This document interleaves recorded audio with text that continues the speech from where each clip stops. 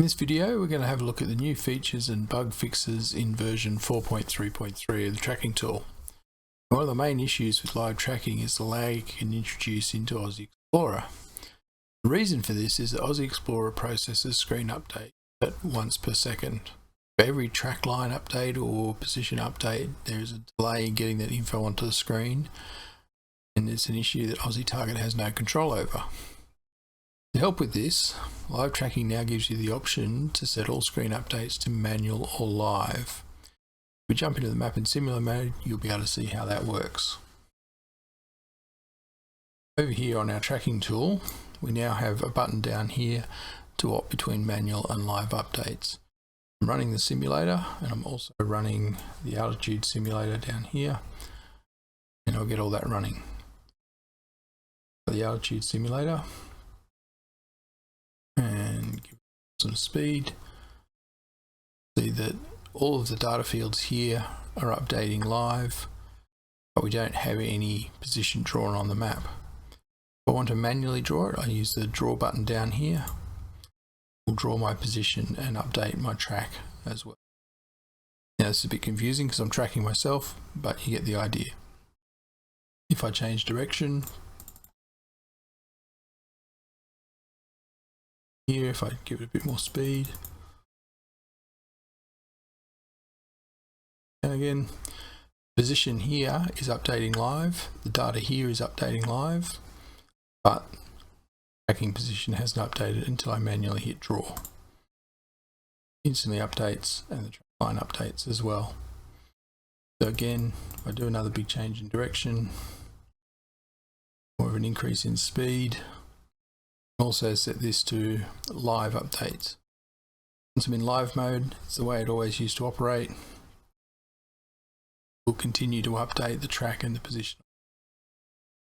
And close to real time, 43 kilometers an hour, a little bit behind. But you may find that if you're doing that, other features with Aussie Explorer are going to cause you problems. So my suggestion is leave it in manual mode unless you need it. Draw the update whenever you want to see what the update is, and just rely on the numbers. Next change in features is in the wind data.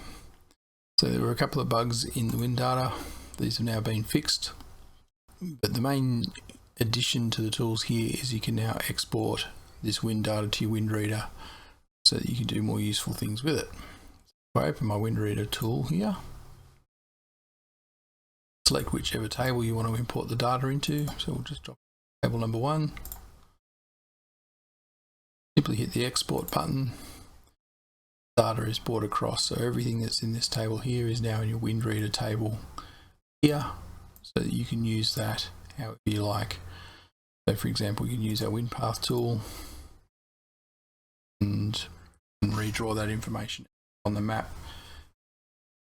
Wind direction that someone had them used to, you can pick that or that, the goal, whichever way you want to use the information. It's all there available to you now direct from this table. Now, this is going to be particularly useful for ground crew or out of basket navigators or even team managers who can be monitoring and working with the live flight winds data. One or more pilots in their team. Certainly help with picking fly-on goals or assisting with land run planning and things like that. One other little change here is the tracking and flight wind data will now persist from the previous flight. So if you have a reboot or you shut down tracking for some reason, when you reopen it,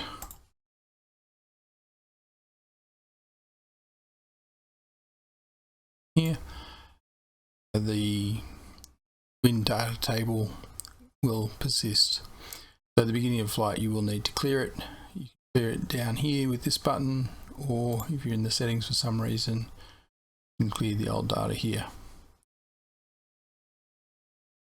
Simple click on that, we'll lose that data. At this stage it's not archived, there's no way to bring that back, so once it's cleared it is lost.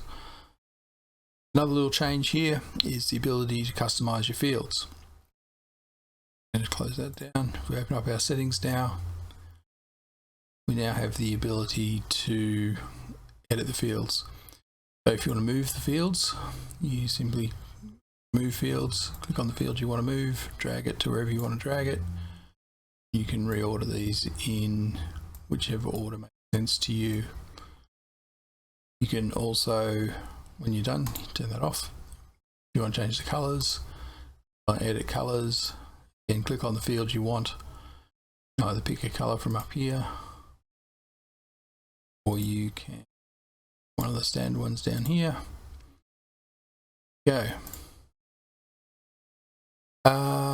If you completely mess it up and you don't like the way any of that looks and you want to start again, you've got a defaults button that will reset everything to some default colors and layout.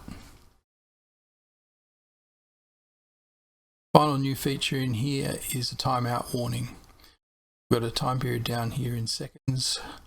If the data coming in from your other pilot is particularly out of date, say their tracking is turned off or they've lost internet connection or something like that, just so that you get a visual warning, we've got this timeout warning here. If I close that window, for example, and I stop navigation, after 15 seconds, we will get this window turning pink. There you go. And that just tells you that the data that you're looking at here is stale and out of date. Mainly because you may not actually get a warning down here. The data connection warning down here will continue flashing, but there may not actually be an issue with the collection of the data. It may just be old data. So this pink highlight, just to show you that it's out of date. Pilot starts navigating again, new information starts coming in, that highlight will disappear. If you find that distracting or you're not interested, you can turn that off here. So they're the main new features in tracking. Have a play with those. Luck.